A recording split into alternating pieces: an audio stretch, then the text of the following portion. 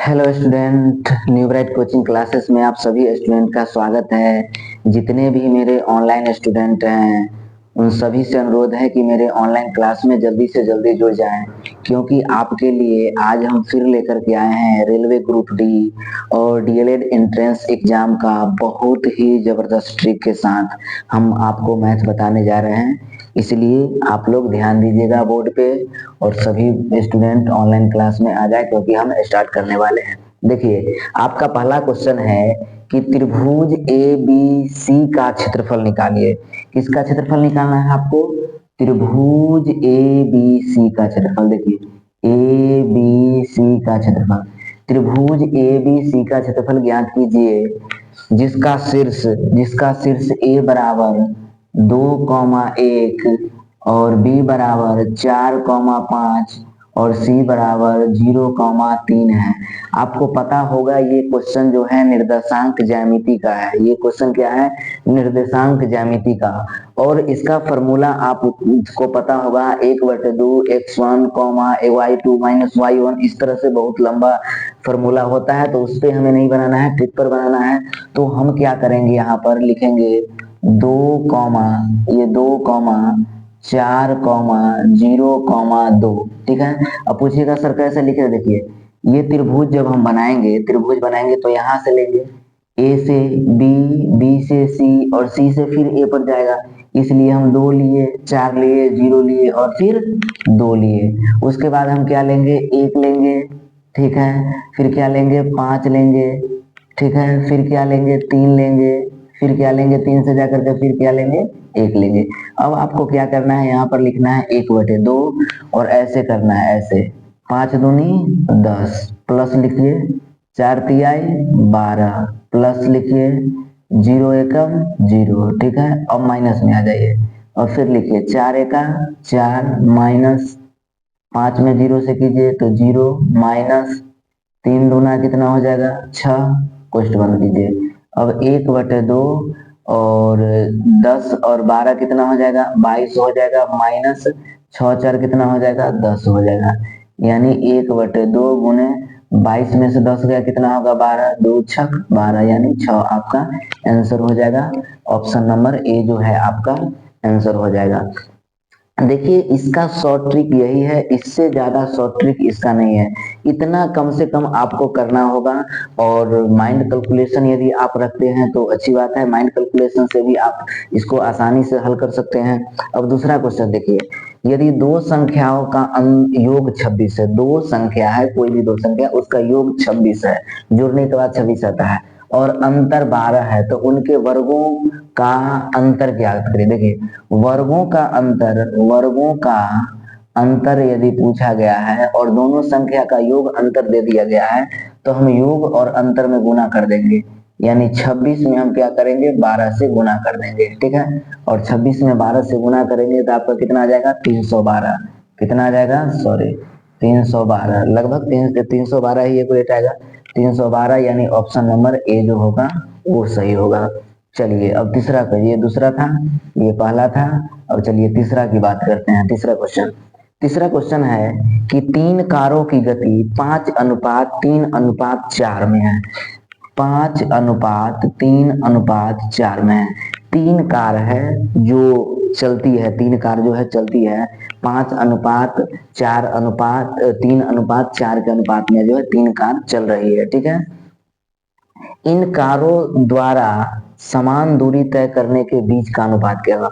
अब वो तीनों कार जो है उसके समान अनुपात कितना होगा? समान अनुपात में कितना में चलेगा?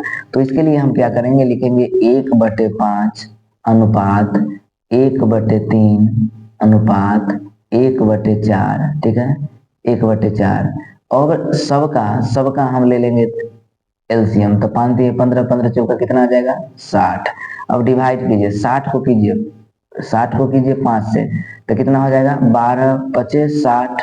12:3 से कीजिए 60 को तो 20 तिहाई 60, 20:15, 15 चौका 60, 15 यानी 12:20:15 आएगा। 12:20:15 आएगा। यानी ये भी ऑप्शन नंबर आपका 1 होगा सही। ठीक है।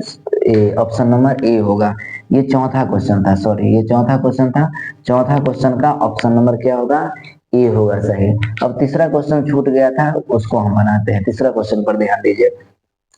तीसरा क्वेश्चन ऑर्थोमेटिक प्रोग्रेशन का है, एपी का है। तीसरा नंबर क्वेश्चन जो है एपी का है, ऑर्थोमेटिक प्रोग्रेशन का है, योग निकालना है। अब योग कैसे निकालेंगे वो देखिए, ट्रिक के माध्यम से निकालना है। 1,3,5,7 डॉट डॉट डॉट 81 का योग ज्ञात कीजिए। एक तो इसमें क्या करना है कि लास्ट जो होगा आपका एन पद जो होगा लास्ट 81, उसमें हमको फर्स्ट जो पद होगा ए वो जोड़ देना होगा, 81 प्लस 1, ठीक है। तो कितना हो जाएगा आपका 82 जोड़ करके। अब यहाँ पर देखना ये है कि 1 से लेकर 81 तक तो अभाज्य संख्या हो गया। अभाज्य संख्या कितना हो जाएगा, 1 से लेकर 81 तक यदि अभाज्य संख्या ले तो 1 से लेकर 81 तक अभाज्य संख्या आपका हो जाता है 41 गो। कितना हो जाता है, 41 संख्या हो जाता है। यदि भाज्य संख्या लेते हैं तो 40 हो जाता है, तो कितना होता है 41। तो यहाँ पर क्या करेंगे, 82 गुने 41/2 कर देंगे, ठीक है। और 2 से काट दीजिए, ये भी आ जाएगा कितना 41 गुनी 82।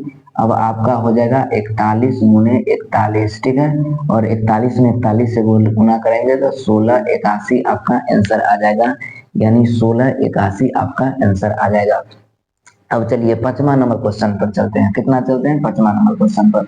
देखिए क्वेश्चन तो हम बनाएंगे ही, एक बात आप ध्यान में रखिएगा कि बहुत सारे ऐसे स्टूडेंट हैं या बहुत सारे ऐसे आपके क्षेत्रीय ग्रामीण आदमी होंगे जो आपको कहीं पढ़ने पे या कहीं जाने पे या किसी से सीखने के लिए नॉलेज, वो ये सोचते हैं कि वो क्वालिफाई नहीं किया, तुम्हें कि तुम क्या कैसे क्वालिफाई कर लोगे।